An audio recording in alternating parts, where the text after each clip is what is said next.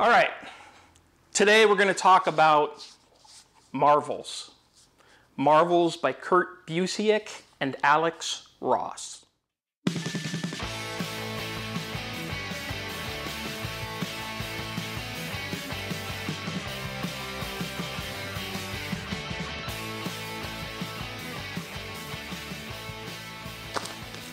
Here it is, folks. This is my 10th anniversary amazing hardcover edition, which I still think is the best way to have the material. It's slightly oversized, but not blown up so much that you can't appreciate the art.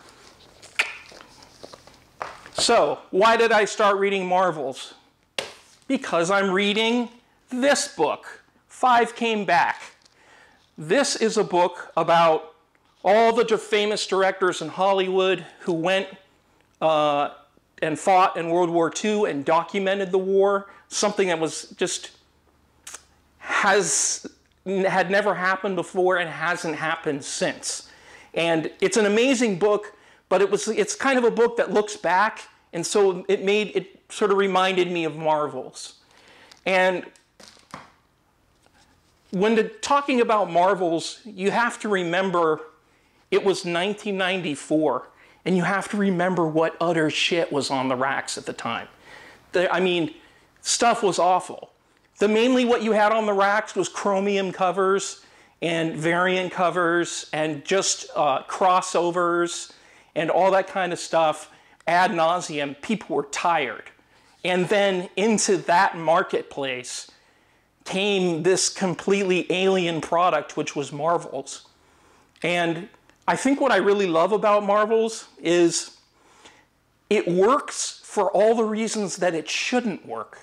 Because number one, it's a subversion of the Marvel formula. The Marvel formula, which is different to DC, is the Marvel formula was always about having characters with feet of clay. So basically, Spider-Man couldn't pay his rent. Or Jean Grey and Scott could never be together because of the duties that he had in his, you know, that kind of thing. That's really what fueled Marvel for years, and really what made Marvel work, and what people would even argue to this day is what makes Marvel movies and Marvel comics work better than DC comics. I said it's an argument. I'm not saying it's my opinion, just before anybody gets super mad.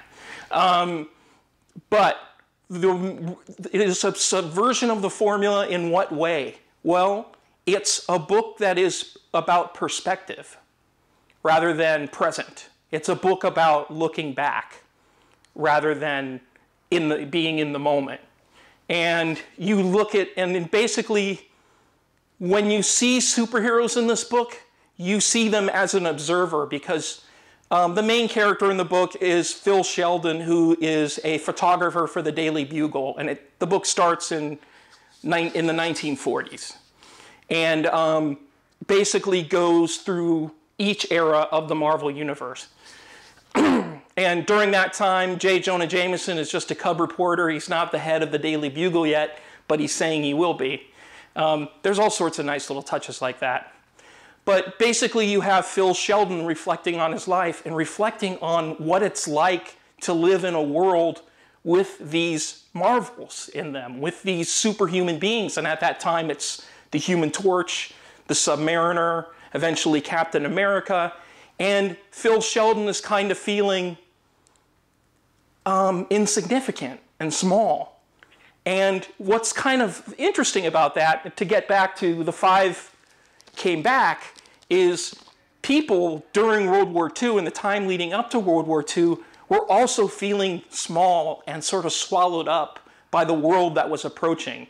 Because the world that came after World War II isn't the world that existed before World War II.